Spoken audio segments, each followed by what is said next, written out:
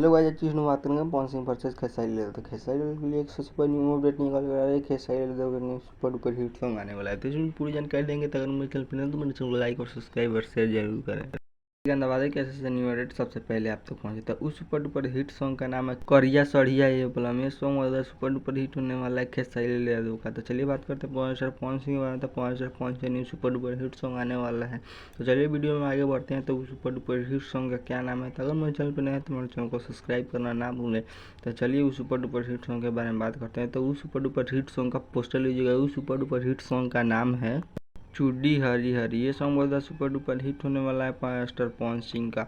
ये सॉन्ग आप लोग को बहुत जल्द सुनने के लिए मिलेगा। तो ऐसे से न्यू अपडेट के लिए हमारे चैनल को लाइक और सब्सक्राइब और शेयर जरूर करें। बेल आइकन दबा दें कि ऐसे से न्यू अपडेट सबसे पहले आप तक पहुंचे।